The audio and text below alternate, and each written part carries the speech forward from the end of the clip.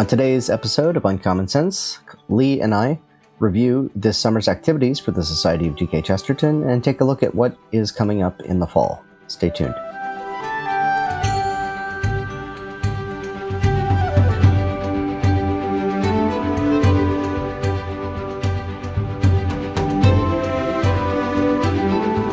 Hello, viewers and listeners. Welcome to another episode of Uncommon Sense. I'm your host, Joe Grabowski, the VP for Evangelization here at the Society. I'm joined by our Chief Operations Officer, Lee Sondano. Hi, Lee. Hi, Joe. How are you?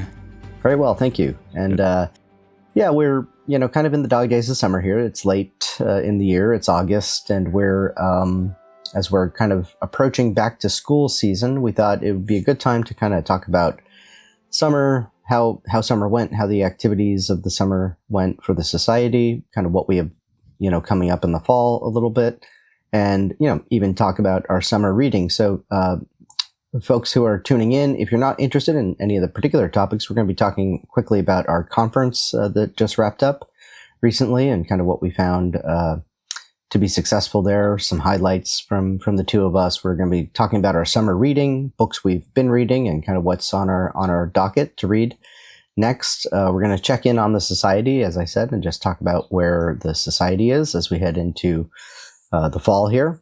And just a couple other special things. So check the description below, whether you're on YouTube or on some kind of podcast app. There should be timestamps. You can jump ahead if one of those topics is maybe more of interest to you. But don't just leave the video if you think what we're talking about right now is not of interest. We'll get to something maybe that piques your interest a little more. But to begin, Lee, I know this is not your first Chesterton conference that you would have attended, but it was your first on staff, your first as a staff member of the Society of G.K. Chesterton. So what'd you think? What were your impressions of our recent event down in New Orleans?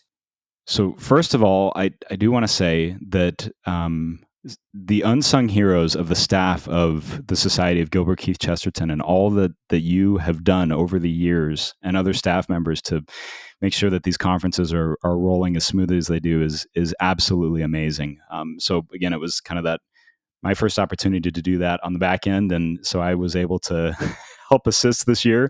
See how the sausage was made, I saw the sausage was made. I saw how, some hard work is just, shout out to the staff. You guys were incredible. And it's always a fun time too, to get together with people that you haven't seen in a while. But I think for us staff, just to be able to get together and hang out a little bit, it was a lot of fun. So that first and foremost.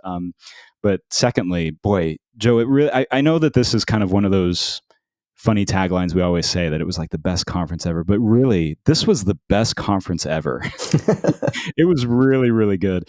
Of course, we couldn't have picked a better location for July, down south in New Orleans. The weather was lovely. Yeah, it was lovely. The weather was lovely. It was a little warm, but we were inside. Things were air conditioned. We were still having a lot of fun. And, it was really great. I think just the city, I hadn't been to New Orleans, but it had always been on my bucket list. And of course, you and I were able to get out to some jazz clubs one of those nights, and that was a lot of fun. So just the opportunity to see the city itself, really just kind of the history of it was really, really cool. So conference aside, just the locations that we've picked and being able to look at these different cities and everything that's going on there, and especially just the kind of the Catholic roots of New Orleans was really fun. The parish that we were meeting in was a lot of fun. The hotel was great. But again, it was just, I think the best thing about Chesterton conferences is really just getting together with like-minded people and being able to hang out for a few days and talk Chesterton. And it's such an oasis, isn't it, Joe? It's just an oasis. It really is. Yeah. It's, I look forward to it each year. It's definitely different. It's changed for me being on sort of this side of the stage, being up on stage, I should say. Although I was up on stage, for my talk, occasionally, as I had spoken at conferences before I came on board a few years ago as a staff member. But, I think this was my 16th or 17th conference that I've attended, and it's definitely a different experience, but it is that annual family reunion. It's what hooked me way back when, and I know that I come back for, in particular, that conviviality, the meeting of old friends, and the one time that we, in many cases, the one time we get to see each other in person. in any given year. And so, yeah, apart from the talks, which were great, the content, which was great, the hotel venue, which was great, it really is about the people.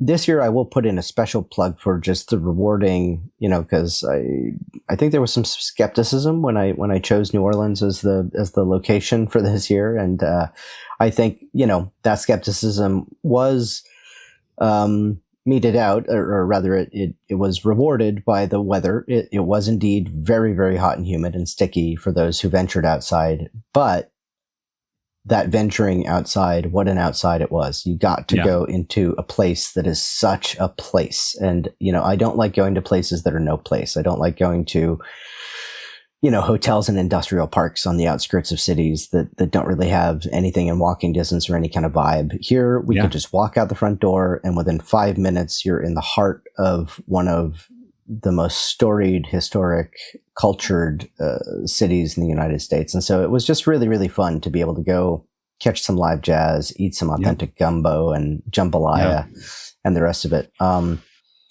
spite of the heat too. It was great. Just being able, we did a couple of walking tours. I think there were some Knights of the Society that did some walking tours. So people were venturing out, and it was a lot of fun. And I think we were really interested in just seeing, like you said, the French Quarter and all the other areas of the city. So despite, the heat and the humidity, it was well worth it. Yeah. And, if you pick up if you have a beer along the way, or maybe a Sazerac, or God forbid, a hurricane or a hand grenade, you kind of need to walk and sweat those off, so that you can go back into the Chesterton conference session and not just fall asleep 5 minutes into the talk. So not that the talks were sleep inducing, but with a head full of alcohol, they might be. So, I think it was just really, really exciting vibe this time. The other thing that I noticed was we had a lot of new faces, a lot of first timers. We're still waiting for kind of our survey results, by the way, viewers, listeners. If you were attendees at the conference, either digitally or in person, do check your email, check your promotions folder or even your spam folder, and make sure that you find a link to a survey that we have out right now. And if you haven't taken it yet, please, please, please give us your feedback. We want to hear how you found the conference this year. We would love to, continue to serve you better as best we can. But we particularly want to hear from those first-time attendees. What brought them? How did they discover it? And part of my suspicion is that this is the benefit that we achieve by moving the conference around the country from year to year. We sometimes maybe put it in the backyard of people who aren't necessarily able to travel, or they don't like to travel, or they don't have the budget to travel, or whatever. And now they find that, finally I can make it to one of these. And that's just exciting to see. It was just really a delight to see so many new faces and so many young faces this year. A lot of young faces, very striking. Right. It was great. Shout out to the young people that I saw that were from my hometown in Las Vegas. This was their first conference ever, and we were able to talk about that. So you're right. I was able to speak to a lot of people who said that this is their first conference, and it's probably mostly because they all wanted to visit New Orleans. So it was again maybe a really good pick of yours, because it's just such a destination space and a destination area. So it was a lot of fun to hear those stories, why people are into Chesterton, how they discovered Chesterton, what's their favorite book. These are conversations we'd love to have on the podcast, I think, at some point in the future too, Joe, between you and I, of just what some of our favorites are. But it's always fun to hear from people across the country just what brought you into the fold of enjoying Chesterton, and what was kind of your first entry point to Chesterton. And so that was really rewarding over the couple of days that we were down in New Orleans, is just discovering all of those stories. Yeah. Well, as we continue thinking about the conference, any content highlights? So we've talked really about kind of the broad overall impressions and the venue, location, and the people. But you said it, I would agree. I think this was the best conference ever. Even one of our longtime, very, very generous supporters, he's one of the founders of the Knights of the Apostolate, which is our, giving club that prays for our work and sustains us with their monthly donations. He's kind of the originator of that. And he came up to me and said, he's been to a lot of these, as I have, and he said he's never encountered one where it's just every single talk on the schedule is a home run. And I had to agree with him. And, we don't plan it that way. We try our best, we do, but when it comes to the speakers, the Holy Spirit really moves and kind of materializes that theme, and pulls it together. And I was so struck by the ways in which some of the talks unexpectedly kind of formed into a tandem sort of observation, but I'm getting ahead of myself. What were your content highlights? Well, maybe we should just jump right in. I'm a huge jazz fan, so I was really excited to go to New Orleans for the first time, just because I absolutely love jazz. And of course, it's probably no secret. There's a lot of people listening to our podcast that may know or may be well versed in Chesterton, that he wasn't the biggest fan of jazz. One of our highlight speakers was talking on that very subject, on should we hate jazz? Of course, we're in the birthplace of jazz, so it was a really that was a fun talk, Joe. I think you and I came out of that talk with some different impressions. I think I was hoping to go for the juggler a little bit more than was done. I remember Father Brad Doyle, he's from Baton Rouge there, and he had just a notebook of defenses for jazz that he was just ready to unload on Marc Barnes, who was our speaker from New Polity. And, it didn't go there. So there wasn't an opportunity to turn that into an outright riot in New Orleans, which is probably for the better. But would love to hear your thoughts on that talk. I mean, that was one of the highlights of mine, even though I wish it would have done more. Marc, I'd love to have you on the podcast sometime if you're listening to this. Let's talk more about jazz. But Joe, what were your impressions of that particular talk? I admired the way that Marc approached it, because I think that there's one way that you could approach this by simply kind of taking Chesterton and proof texting him out of context in terms of he said these negative things about jazz, and just take it at face value. But Marc, as a sympathetic reader to Chesterton, gave a charitable kind of reading of, well, let's dig in a little bit behind it. And what I think he rightly found was that when Chesterton's talking about jazz, he's really talking about more. In a similar way, I think, to the way that when Chesterton's talking about, well, anything, he's kind of always talking about Christ and his church. Yeah. And also when he's talking about things, almost anything, he's also just as liable to be talking about Catholic social teaching and the Catholic social doctrine and the way that distributism formed his mind. And I really think that's where a lot of his critiques of jazz come in. It's not so much the quality of the music itself. It's that it is a quintessentially, at the time anyway, cosmopolitan sort of thing that is an import into his native England that he views as sort of this imperialistic cultural thing that is just now thrown into these venues where it doesn't necessarily belong, or it's not springing up out of the native soil. And so it's really a cri core of localism on Chesterton's part when he's criticizing jazz. And I liked the way that Marc approached that. And this relates to what I was saying before. I liked the way that he approached it, in particular, in that the thrust of his talk then kind of very much married with the thematicity of some of the other talks. I'm thinking in particular of Nikola Bolshak's talk about Chesterton and Croatia, of Teresa Martin's talk about sort of free range parenting and or wild parenting, wild kids, as she talked about it, and Amy Fahey's talk, which was one of the big surprises of the weekend for me. Amy Fahey's talk on Sigrid Undset and Sigrid Undset, G.K. Chesterton, and the toy theater. And all of those talks, I think, had in common a value of place, a value of localism, a real celebration of the spirit of localism, and of the spirit also, in a certain way, maybe not so much Nicola's talk, but the other talks that I mentioned there, of the truth of Chesterton's observation that a thing worth doing is worth doing badly, right? That making your own toy theater, it's not the same thing as, going to see a professionally produced Cirque du Soleil. Yeah. But it's better because you're there with the whole process. You're doing the creation, right. A thing worth doing is worth doing badly. And Chesterton's hatred of jazz in large part turned upon the fact that he just preferred the old beer halls in England where they would spontaneously erupt into old traditional drinking songs, rather than passively just listening to music. And even though the quality of the music when a bunch of drunks are just singing in a bar certainly isn't the same or as good as, Duke Ellington and his band, but it's better in another way. It's the quality of music isn't as good, but the quality of the experience is what Chesterton really lamented the loss of. So I think there would be a really good opportunity to talk through, the ins and outs of jazz as its representative figure in American society and in slavery and things like that, and what it kind of meant at those beginning stages, especially when you're talking the birthplace of jazz. I mean, we were right next to Congo Square there, which is where a lot of this started in the type of movement of music.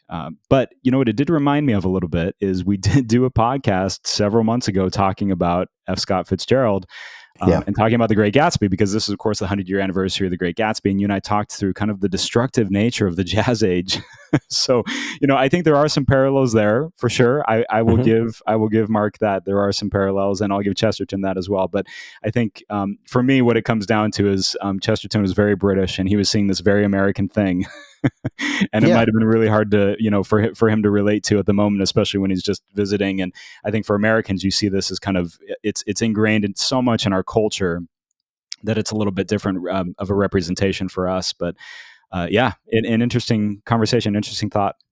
Yeah, I think you could also make the argument that there's a parallel, and I think Marc drew this out, that it wasn't so much that Chesterton sort of didn't like jazz for the British. He wasn't even really commenting on, right. Shame on you Americans for liking jazz. He was sort of like, no, Americans like jazz. That's your thing. You're right. But don't try to make it our thing, because it's not our thing. In the same way that it's always kind of weird when you see, I don't know, when you see, some hipster who's really into Indian sitar music, and not that the quality is not there, but it's not yours. It's as long as you recognize that the culture. Sure. And I'm not saying cultural appropriation and all those nonsense complaints, but just more the fact that there's obviously a different relationship that we have to jazz as Americans, and particularly when you're in New Orleans, that anybody in or visiting New Orleans would have to jazz. And I genuinely wonder whether, had Chesterton visited New Orleans, whether he would have adopted a different notion of jazz had he seen it in specifically its real with you soil. and I walking through the French Quarter. Exactly. Yeah, there is a picture of that. I'll see if I can maybe put that on the there's of a us picture waiting in line for joining us. Preservation Yep. Hall. Yeah, when Chesterton came to the concert with us. So. Yeah, I think it was great. That was a great talk. Let's talk a little bit about Evangeline. I think that was kind of a surprise for a lot of people. We've the tale of Acadia, and we have this group of people that, well, I'll let you tell it, but it's a Henry Wadsworth Longfellow poem, a very lengthy poem. Actually, we had a really great opportunity, Joe, for you to publish a new copy of this poem in its long form in Evangeline, which we have for sale on our website. And you can get a copy of that as well. I don't know if there's any other recently printed version of that. And what's really special about this one is it does include some great essays from you as well. You've got a great introduction here, but also essays from Joseph Pierce and Christopher Check from Catholic Answers. So really great scholarship as well at the beginning of this poem and in the printed version from ACS Books. So would encourage people to pick up a copy of this because it is quite unique. And a really fun version. But yeah, let's talk through Evangeline a little bit. I know we had Joseph Pierce and Christopher Check both do kind of dueling talks there back to back with each other, and we're talking through that. But what was the reaction of those talks, you think? Yeah, I think people found it interesting, and this is sort of kind of a spoiler of where we're trying to take the apostolate, the society in the future, is to provide these kind of more concentrated opportunities of adult education. And this is one of those poems that every Catholic in America should be aware of, because it is part of our North American Catholic heritage that is oftentimes neglected, too often neglected. We don't know the story of the Acadians. Viewers, listeners, you can check back on the archives of this show and you can see the interviews that we did with Christopher Check and Joe Pierce ahead of the conference on what they would be talking about.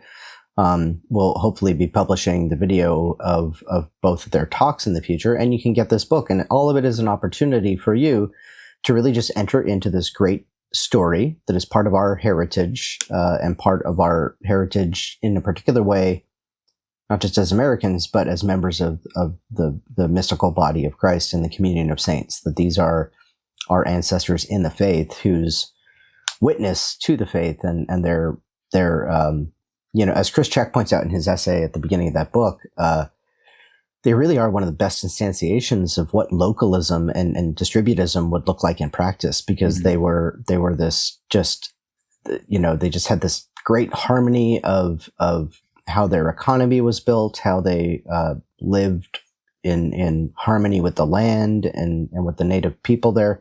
So it's a rich story. And the reason for it was simply that, we were going to be in Louisiana, and at least the Cajun people of Louisiana and elsewhere are the descendants of the Acadians.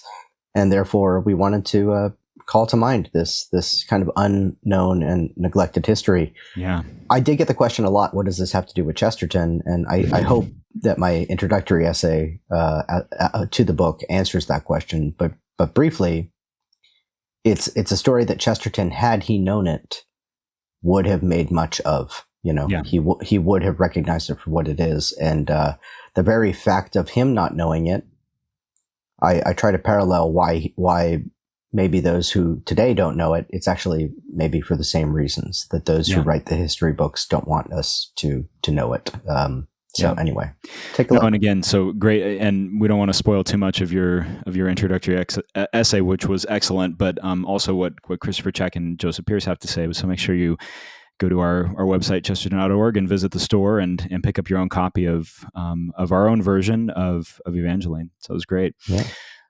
So let's talk a little bit about some of the fun that we had. Speaking of Nicola and his board game. So we had a preview of a fantastic Father Brown board game that was pretty exciting. I think you maybe stopped by for a couple of minutes and were watching the play and the rounds that we were doing at some of the tables there at the conference. But that was pretty exciting, Joe. I think the characters, the artwork, how he developed the story behind it, and it's just a great murder mystery game. And I'm going to be really excited when we put this thing through production and get into the hands of some Chesterton fans, because I can't think of anything better than Father Brown game. I've played a lot of Sherlock Holmes games, and those are always a lot of fun, but this just kind of takes it to a completely different level. So impressions on that?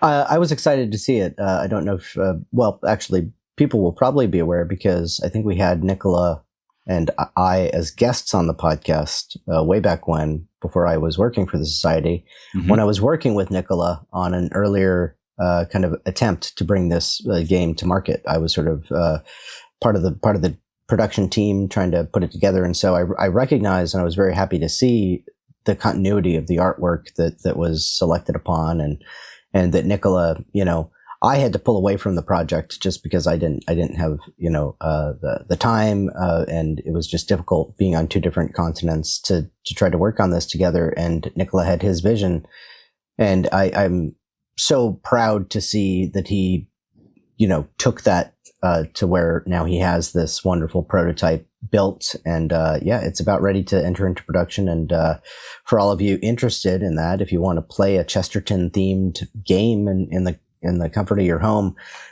just make sure you're subscribed to our YouTube channel here. Make sure you sign up for our email newsletter at the bottom of the website. If you go and find that in the footer, just make sure that you're getting updates from us, because we'll have hopefully some exciting news about that in the hopefully not too distant future. Yep, absolutely. Now, I know that you and I talked before we started this podcast that we didn't want to rub the FOMO in too much for people that didn't join us at the conference. Yeah. But maybe any last words about being in the great city of New Orleans and being able to spend time together as Chestertonians? Just back to what we began with, which is that at the end of the day, we could have had this conference at an IHOP in the middle of Utah, nowhere, right? It would have been the same thing, right? It's not just, and I'm sorry, Utah, for any Utahns. We love IHOP and we love Utah. We love IHOP. But this is the point. At the end of the day, it's not about the venue. It's not about the amenities, right. As much as it's exciting to have a local culture to get out into. at the end of the day, it is those moments of catching up, of making new friends, reconnecting with old, and of course the famous afterglows, where you get to just enjoy and bask in the conversation and the merriment of this motley crew that we call Chestertonians. Absolutely. Yeah. Great. All right. Well, let's move on to I think we were going to talk a little bit about how our summers have been going and maybe some summer reading. Let's talk about summer reading. Yeah. Well, we're talking about Evangeline, so we've obviously both read that this summer. But well, I've been, and this isn't necessarily a recommendation, but I've been reading a kind of fascinating book. It's by a kind of sociologist who's, I guess he's sort of a sociologist cum economist, named Barry Schwartz. I don't know when it was originally published, but the name of the book is The Paradox of Choice: Why More is Less. Subtitle is How the Culture of Abundance Robs Us of Satisfaction. So I was drawn to this title in part because I was sort of, and I'm still doing research into something kind of related to this, which I don't want to spoil, because hopefully I'll be doing some writing myself on this. But basically, I was drawn to this title because of the paradox of the title. First of all, it has paradox in there, the paradox of choice. Why more is less, and how could abundance rob us of satisfaction? And he really delves into the psychological mechanisms and the social pressures that make having so much options, so much choice, actually disadvantageous, and how simplicity of life. So he's coming at it from a completely secular, completely different point of view. And I would certainly disagree with him on certain points. I think he's maybe a little bit of a sort of pseudo-Marxist. I don't know. Little hints of what he says here and there maybe key me into that. I don't know. But what I do know is that he's drawing attention to phenomena that I recognize as being very valid and real. We've all gone through this experience. I mean, I'm sure that anybody watching or listening can sympathize with the experience of how it's sometimes relieving to walk into a restaurant and just find a one-page menu or even a prefix offering, right? Where that's why In-N-Out Burger is so fantastic. Yeah.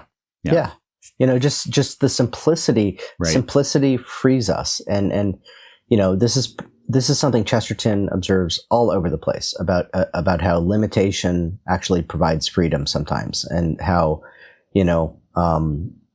for example, you're free to love when you commit to love in marriage, whereas free love actually makes you more of a slave to lust, right? So that's one of the paradoxes that Chesterton and obviously others before him, Thomas Aquinas, would observe. So I'm really enjoying this book. Like I said, I recommend it with a caveat in that if you're not used to sort of writing or reading and engaging with authors who come from a ideological place maybe very different from you, it might be more of a challenge, but I find it very thought-provoking and something that I can take back even to prayer, frankly, even to sort of meditation, to meditate on in my own life, where have I overcomplicated things and provided myself with too much an abundance of choice.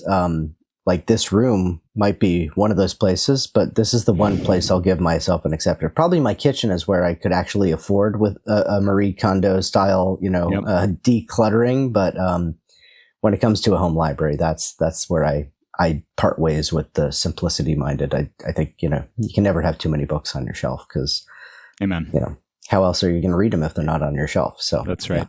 Yeah. Yep. I had that conversation a lot with people coming by the book table during the conference.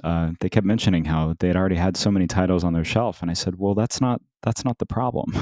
Right. Yeah.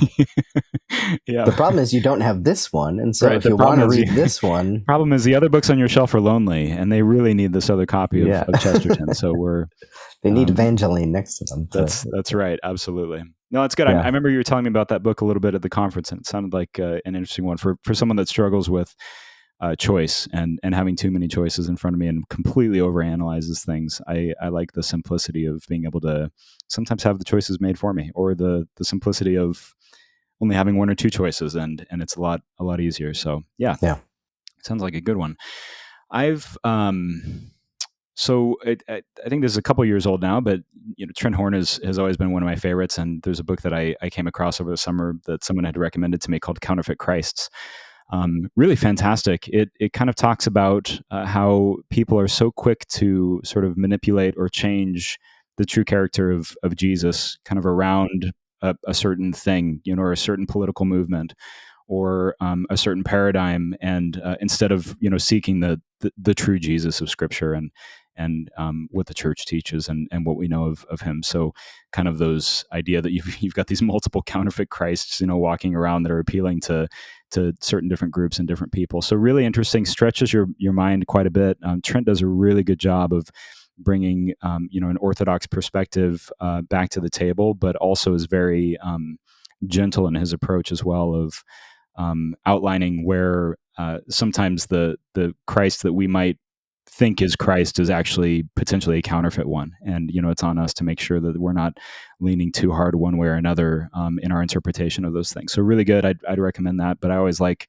visiting Trent and some of those other publishers at Catholic Answers when you're talking through some apologetics. So that's the light reading that I usually do, Joe. Yeah. Well, I haven't read that particular book. I mean, I definitely admire Trent's work, and I remember when that came out and hearing many good reviews of it. It might be one that I need to pick up in the future. I'll just mention for when this episode is coming out, which is the second week of August here, or third week, whatever it is. But it's still recent enough. Viewers, listeners, if you're not familiar, first of all, with Trent Horn and the other great folks over at Catholic Answers, do go to Catholic Answers, Catholic.com, learn more about them. They're a great sort of a sister of ours in the Apostolate. We support their work very much, as they do us. But also Trent in particular, if you are familiar with him, say a prayer for him and his family. His wife recently had a surgery to remove a brain tumor, and she's in the recovery the recovery period of that. And I know that there's speech therapy involved, trying to get through all of that because of the sensitivity of this kind of operation. So lift them up in prayer. Please join us in doing that. So absolutely. And another really good podcast to follow as well. Council of Trent does a really great job. Excellent work. Yeah. Anything else on your list? I mean, that's a loaded question. We know we're Chestertonians. We read 2 or 3 books at the same time. So yeah, I mean, I always have a number of them going. So my truly light reading, and just sort of this last weekend, I read Treasure Island for the first time. I was telling Lee before we started recording, I decided to return to some of these books that Chesterton makes reference to that I've either never read or I read. So both in this case, Treasure Island, and now the new book that I've moved on to, which is Robinson Crusoe, I'm definitely familiar with the story, whether it be from other retellings. I know that I saw The Muppets Treasure Island, for example. But I seem to remember, I mean, Tim Curry, fantastic. I do seem to remember at one point reading Robinson Crusoe, because as things are happening in the book, I'm familiar with it, but it must have been one of those Scholastic books that I bought at like the Scholastic Book Fair when I was a kid, bought enough books between that and Goosebumps in order to get a free poster for my wall. Indeed. Those who know, those who are of a certain generation remember. Those who know. But I remember I must have bought and I can even picture it in my mind. I can picture the cover art. It was like a hardcover, but it must have been like a student's abridged version, because I definitely don't remember this diction, and I don't think that at the age that I was reading it, I would have been able to make heads or tails of Defoe's actual writing. So it's kind of neat to now be returning to this story with which I'm familiar, reading it in a new way, and of course connecting with Chesterton, because Chesterton makes very much of Robinson Crusoe. He makes reference to it quite a lot. And I've argued in the past that one of the central tenets of Chesterton's philosophy can probably best be described as what I call his Robinson Crusoe principle. That's the principle that all the good is part of the ethics of Elfland, that all good is saved from a wreck. Like the way that we should approach creation with gratitude is that everything might not have been there, that we might have been deserted on the island, and this particular good that we have might not have washed up on shore, so to speak. And you can really take that to the bank as this guiding principle in life. It is one of Chesterton's most important ideas. And so, yeah, it's great to reconnect with this source text that sort of underlies that idea to such a degree. Yeah. Great light reading. I from Minnesota, I actually ended up driving down to New Orleans because I wanted to, number one, I just wanted to say that I did it. I was able to go from the tip of the north to the tip of the south there. But on the way through, I stopped in Hannibal, Missouri. And of course, that's where Mark Twain grew up, his childhood houses. So I started reading Mark Twain's biography by Ron Chernow, which is great and large and a lot of details, but it's just fantastic. It's been really fun. Originally from Nevada, myself, we always learned about Mark Twain because he spent some years over there as well and over in San Francisco. But it's been fun to kind of reconnect to a certain piece of Americana, as we've kind of been talking about jazz and what Mark Twain meant to the country and some of his writing. So definitely feel a little steeped in Americana culture this summer, Joe. Yeah. This lately, but yeah. So maybe in the fall I'll return to some of the British authors. I know Evelyn Wow. You and I have talked about that, and we're needing to maybe do a podcast where we're talking about some of his works. But I know we have some on the shelf as well that we're thinking about reading. You and I were just talking about this before we started the podcast. Of course, we've got a new doctor of the church, and kind of excited in talking about what are some of your upcoming Newman reads. Yeah. So and I'll put this out there as a plug. I mean, we haven't put a plan on paper yet, but I'm always willing to commit myself in the moment to something. So I think viewers, listeners, make sure you're subscribed again to the podcast, because as you know, with Cardinal Newman being named a doctor of the church, Saint Henry John Newman, that is John Henry Newman, we would do well to return to his writings, in part because like Newman is a huge part of what leads to the generation that gives us Chesterton and Belloc, right? Like Newman's influence cannot be overstated. And, he's hard though. He's hard to read. And so I think we might have some episodes coming up to discuss some of Newman's ideas and writings, and maybe even see if we can find a different expert or two to bring on and talk about that. So I just started working my way through. I'm rereading, I started with the, Apologia Pro Vita Sua. I've read, a majority of his nonfiction works in the past. We were talking about that before the podcast began. I could not recommend more highly his essay on the grammar of assent as sort of this very important work of kind of epistemology of a kind. But again, essay on the grammar of assent and the word epistemology, I perfectly understand why this can be intimidating. And even now, because of what I'm reading as well, or alongside, getting back into the Apologia Pro Vita Sua and, just taking that deep breath before you plunge into a 2-paragraph long sentence, as Newman was wont to craft. It's just it's of a period and of a style that can be a little bit intimidating for people. And so I think, I look forward to talking about this in the future, and maybe helping unpack for people both the general importance, the importance why we think. We'll also, of course, read what the Holy Father has to say on this, why Newman should be a doctor of the church, what ideas he contributes, but more specifically, and in our vein, where we see that influence coming into the Chester Bellocian point of view. Yeah, absolutely. So kind of behind the scenes of our research and in progress here for Joe and I as we look forward to some new future podcasts of talking through this. But on my list is I've never read an essay on the development of Christian doctrine. And we should say too, for we keep saying on an essay of, right? And these essays are about 400 pages long, Yeah. right? But the development of Christian doctrine, I'm really looking forward to diving into. I know a kind of a fan favorite here, and I think we actually sell it on our store front on Chesterton.org is Callista, which is a fiction work by Newman. And I believe it kind of outlines Christians in the 3rd century. So that's an exciting one as well that I've got on my stack, Joe, that I'm looking forward to getting to this fall. Yeah, I'll have to add that because that is one that I would not be revisiting. I would be visiting for the first time. I mentioned before the show one fiction work of his that I have read is called Loss and Gain, which is a novel about it's sort of a semi-autobiographical novel and a novel with a point. Kind of think like Chesterton's Man Alive. It's very much didactic in a way. Yeah. It's trying is trying to guide people along.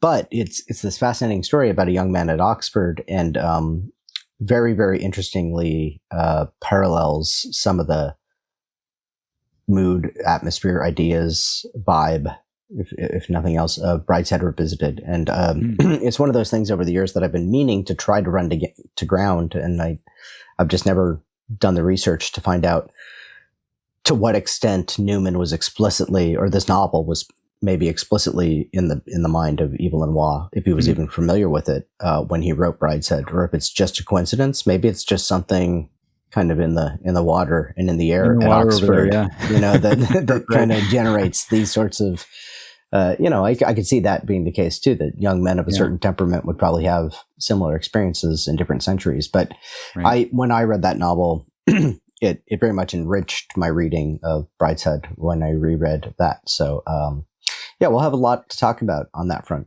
Oh, that's great. Yeah. Coming up. Well, let's do a society check-in. I know back to school is right around the corner. I know we've got a couple of numbers that we wanted to share with our listeners as well on the Chesterton Schools Network.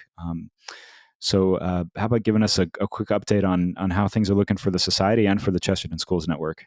Yeah, so we've asked for your prayers formally on this podcast, and for Trent and his family, and of course we so much value your prayers. Remember, we are a nonprofit. We're an apostolate of the Catholic Church. That is, we rely upon your support, both in the forms of financial support as well as of prayer support. And it's important when you are that kind of organization that you show people the fruit, right? It's and for those who aren't keeping up with it, it really is remarkable. So as of this coming fall, we have 93 member schools of the Chesterton Schools Network. So that encompasses 71 high schools that will be in operation as of this fall, and 22 other schools that are in development. And those include new international partners such as Chesterton Academy of Tokyo, and the Collegio San Teresa, I think it is, in Brazil. So it's just such a testament to the mustard seed mentality that there was no way that anybody associated with the founding of the first school, Dale Alquist included, ever envisioned this blossoming from that effort. And so, again, that is a testament to not only the quality of what it is that we've put together and are offering, but even more so to the grace of the Holy Spirit and the wonderful support that were provided by our knights and others. So, again, 93 schools. We're serving 3,300 or more enrolled students. This is throughout the network this fall. So we have that growth rate, that we have 1,200 alumni throughout the network. So just those numbers alone kind of give you a sense of the growth trajectory of the network, that we're, we have 1,200 plus alumni out in the wild who are now forming marriages. They have their vocations as priests and nuns. They are becoming the next generation of Catholic leaders, thinkers, good lay people leading in their own communities. But now we have 3,300 students enrolled. So it's just going to keep going up and up. We serve 76 dioceses worldwide. There are Chesterton academies now in 31 U.S. states. And I came up with this metric a couple years ago to try to express one of the ways in which the society is for the church and for the world, for the sanctification of God's people. And that's through intercessory prayer. And one of the ways we do that is through daily mass, celebrated in all of these schools throughout the country. And that tallies up to 11,360 daily masses year round, where our Chesterton community is gathered on a daily basis and praying Amazing. For the church. And these kids are formed, they're formed through a spiritual formation program to make efficacious offerings and to make an offering of their life, the way that St. Paul calls us to do. Christ calls us to do, but St. Paul articulates, right, to make to make a living sacrifice to the Lord. And so it bears fruit, even in unseen ways. And so in all these ways, it's just, I'm humbled, really, genuinely, to be at all involved with servicing this great work of the Holy Spirit. Right. Absolutely. We always say around here that we're really, raising the next generation of saints, and we're doing that through the Chesterton Schools Network. And, to be, just to talk about the demand as well, I think there's just such an appetite right now for faithfully Catholic classical high schools. And I think we're seeing, again, the fruits of the Holy Spirit, like you mentioned, but also people are just so hungry for this, for their kids, and for formation of the whole self, not just intellectually, but spiritually as well. So I think that's a big piece of what we do, and it's really exciting. And we couldn't do that without our supporters. Like you say a lot, so I don't want to steal it from you, but I love that you say it. So I'm going to say it, dear listeners. It's because of your support that we're able to, to open up these schools, and that we're able to support them on the society level and on the Chesterton Schools Network level. And we couldn't do that without a very specific group of supporters, and those are our Knights. So maybe talk really quickly about that, Joe. Yeah, the Knights are dedicated donors, supporters who join us with a minimum contribution of $50 per month, or the equivalent in an annual period, where they financially kind of provide us that backbone. In nonprofit life, your month to month, just like in a household, your month to month budget is everything. And having that monthly support, knowing that the funds are going to be there next month to keep the lights on and to pay the staff salaries of this small heroic team that is serving this very fast growing network of schools, which has a very serious mandate, the care of souls of all these young people. That's right. We don't take that lightly. And so we are very responsible stewards of those treasures and gifts that we are granted, but the Knights are just so generous. And so if you are at all in a position to join them, if you're not, you can always just become a monthly supporter at a lower rate by visiting our website. Well, I'll make sure that the link is down in the description. But also, again, one of the ways that the Knights support us, one of the ways that we ask all our members and you who are tuning into this podcast, first of all, your support also helps us do these other things, like publish a book like Evangeline or have this podcast available. But we also rely on the Knights' prayers. They dedicate themselves. They pledge, in addition to financially supporting us, to praying for us. And again, small team, all the faculty. It's hard to be a teacher in this day and age, even when you're at as great an environment as Chesterton Academy. Right. It is a challenge. And sometimes, we overlook the sacrifices the teachers make. So pray for the students, pray for all the people of the network, pray for our staff here at the Society and the Apostolate. And finally, I'll make one last call, which is just that you can head over to chestertonschoolsnetwork.org. Again, link in the description, and take a look on the map. find whatever school might be in your backyard, your local community, and reach out and say, hey, if you ever need any help, if you need table captains for your fall fundraising galas, if you need people to help weed the flower bed outside of the school to keep it pretty, volunteer. That's another way that Absolutely. You can support and be part of this mission by being a school booster in your local community. Right. Excellent. Thank you, Joe, for that. I know as well, we wanted to talk a little bit about the magazine. If you're thinking, wow, this was a great podcast, you guys do so much. There's a lot of interesting things that are coming out of the society. That's true. There's a lot of really great things that we do, including Gilbert Magazine. Yeah. So I'd encourage you as well, if you want to stay in contact with us on a different level, become a member.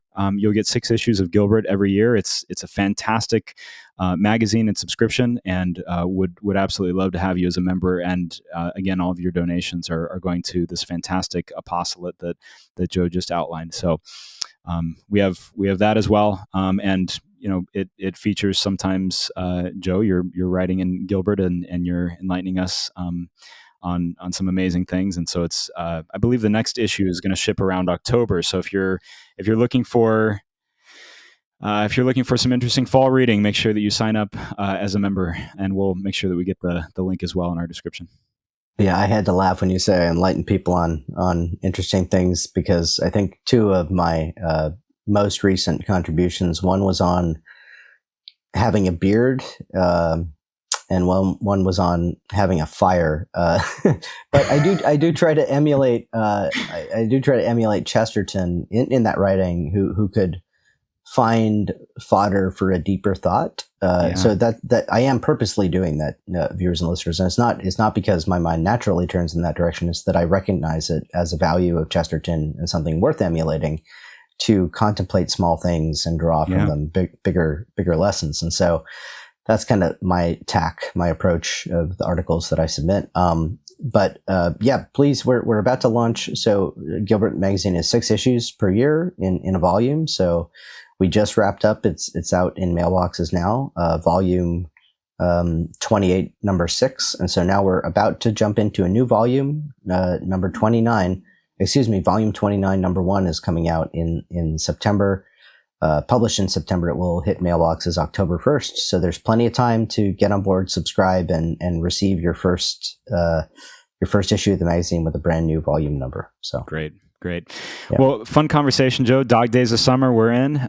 We know that right around the corner, we've got a very busy season ahead of us, especially with the Chesterton Schools Network and everything that we're doing for the Apostolate. So again, it was great to spend some time with you and the other staff at the conference. It was great to meet some of the new friends that we met at the conference as well. If you're listening to this podcast, we remember all of you. We're praying for you, and a shout out to all of you that were new and this was your first conference. We hope to see you year over year.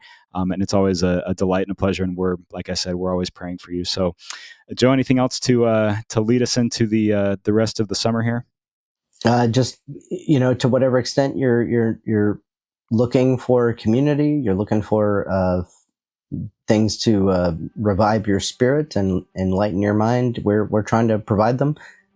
Let us know what you want. Write to podcast@chesterton.org. Link in the description. Write to us. Let us know. We want to help serve you and help bring more and more people to what we think is an exciting and growing movement. It's been a while, Lee, since we've wrapped up an episode with our tagline, and so I think it's important to kind of get that back into circulation too, because I know some people were quoting it to me at the conference. It was very gratifying to see listeners who are that regular that they know the tagline. But it's one of those things that you can say it so often that you take it for granted. So it's maybe good that we took a little break. And now we get to remind ourselves afresh that Chesterton is always better with friends. So thank you, friends. Please invite your other friends to listen to this podcast. And until next time, God bless.